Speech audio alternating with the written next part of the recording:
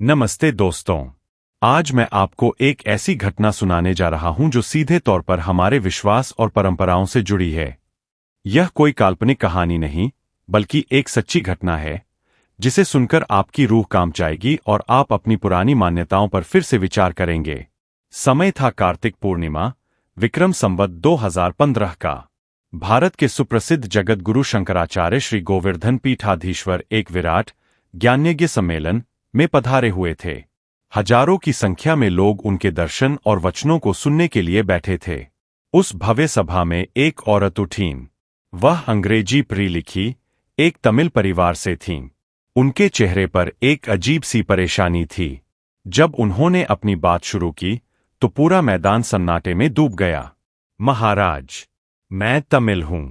हमारे देश की अंग्रेजी भाषी जाति में यह प्रथा है कि मां के देहांत के बाद संपत्ति की उत्तराधिकारिणी बेटी होती है। मेरी मां के गुजरने पर उनकी सारी संपत्ति की मालकिन बनी। जब तक मैं कुंवारी थी, मैं खुश थी, पर जैसे ही मेरा विवाह हुआ और मैं ससुराल गई, मेरे जीवन में एक अजीब सी अशांति छा गई। एक ऐसा बोझ जो मैं समझ नहीं पा रही थी। ससुराल में सभी सुख सुविधाएं थीं, मेरे पति मुझे रानी की तरह रखते थे, फिर भी मेरा मन एक अजीब से क्लेश में डूबा रहता था। रातों को नींद ही नहीं आती थी। फिर एक रात जब मैं सोई हुई थी, नींद और जाग के बीच की अवस्था में मुझे अचानक एक दृश्य दिखा। वह मेरी मां थीं, लेकिन उनकी हालत देखकर मेरे पैरों तले जमीन खिसक गई। वे बेचैन, परेशान और किसी अजीब दुख में थीं। मैं डर के मारे चीख पड़ी। उस रात मेरी आंखों से नींद गायब हो गई। जब मैंने अपने पति को यह बात बताई तो वे भी हैरान और दुखी हो गए। एक दिन हम दोनों ने रात को फैसला किया। हम बैठे और मन ही मन अपनी मां का ध्यान करने लगे। हमने प्रार्थना की, मां, आप हमें ऐसी दुखी अवस्था में क्यों दिखाई दे रही है? हमसे क्या गलती हुई? कृपया हमें बताएं। उस रात भी नींद नहीं आई।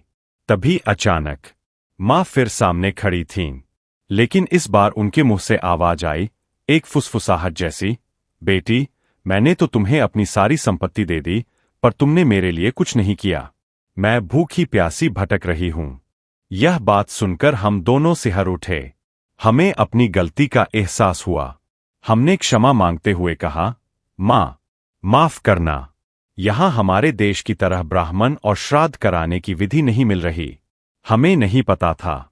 आप ही बताइए हम क्या करें? मां ने कहा, चिंता मत करो।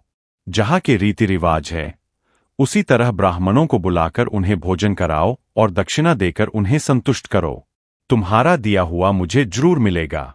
हमने वैसा ही किया, लेकिन मन में एक सवाल अब भी था, क्या यह सचमुच मां को मिला?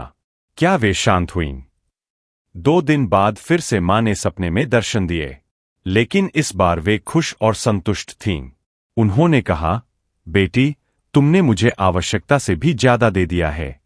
अब मैं पूरी तरह से संतुष्ट हूं। बस एक वादा करो, हर साल मेरी श्राद्ध तिथि पर तुम श्राद्ध करती रहना। तो दोस्तों, यह कहानी झूठ नहीं है।